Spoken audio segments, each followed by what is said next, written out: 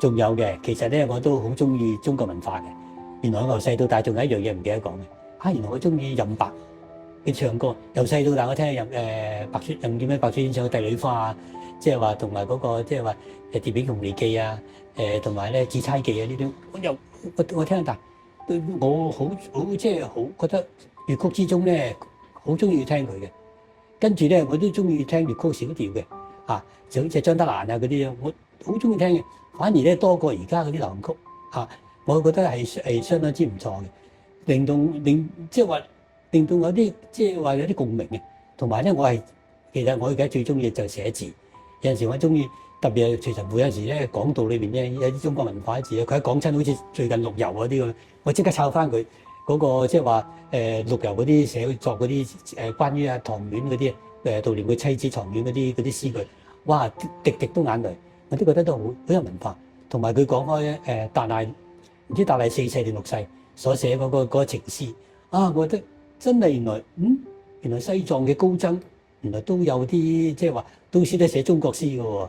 等我記一記先，佢好似話係啦，靜坐修觀法眼開，祈求三寶降靈台，觀中諸聖未曾見，不請情人卻自來，曾慮多情阻梵行，入山又恐別傾城，世間安得兩全法，不負如來不負卿。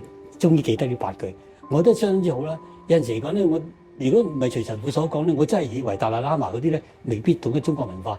原來都唔同嘅，所以亦都令我咧即係話亦都理解大開嘅，即係唔會有啲咩嘅偏見。原來咧。徐晨富覺得啱，原來咧全世界嘅文化嘅精華集埋晒一齊，可能會粗略咁見到天主嘅原貌。冇人可以獨霸天主，天主唔係為某一個人嘅、某一代人嘅，唔係2000年嘅人，2000年嘅之前嘅人佢都愛佢嘅。全世界冇一個人佢唔愛嘅。呢個我就覺得我真係冇辦法挑戰呢個道理。徐晨富曾經講過一個即係話引用屈原嘅離騷啊。佢話：亦餘生之所善兮，雖九死其猶未悔。咁嚟到講我哋信仰一定要持久。我哋點解會有我哋嘅信仰？因為我哋愛上我哋嘅信仰。我覺得真係好有道理嘅。咁原來咧呢一句亦餘生之所善兮，雖九死其猶未悔。原來當年溫家寶咧同外賓講嘅喎。咁我記得咧佢話，原來嗰個翻譯嘅人將佢譯成英文，譯成點咧？佢啲好簡白，好明喎。佢話：For the dearest and the best in my heart, I would not regret 1,000 times to die。我覺得真係好貼切嘅喎，即係中英文真係相當之貼切。咁華哥今日都真係好多謝你，又由準備開始啦，今日又去完彌撒一齊去，可以有呢一個相聚嘅拍攝啦。咁亦都分享咗好多你以前嘅興趣啊、故事啊、心得啊。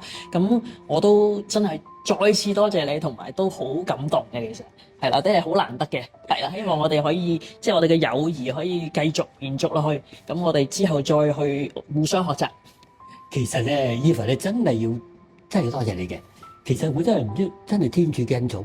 我居然咧認識到一個咧啱啱領洗咗冇幾耐嘅妹妹，佢居然嚟對信仰咁有深度，我都覺得唔令我唔佩服徐晨富嘅功力，亦都唔令我唔感覺到呢個係天主嘅恩典。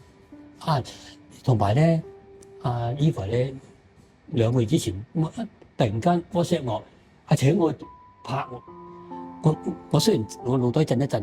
好難得嘅機會嚟嘅喎，難得即刻應承，我都覺得真係天主真係對我嘅一個點係好大嘅恩典，上天慈悲係咯。因為點解咧？我覺得如果冇了解廖威楚咧，其實Eva咧又同徐晨富同埋我一樣，屋企人最初冇信仰，屋企最難得係Eva嘅家爸係道家高手嚟嘅，道家嘅高人嚟嘅，都可以俾佢即係話俾佢接受到呢個真道理，你都唔好話唔佩服天主喎，真係我都覺得係好好嘅。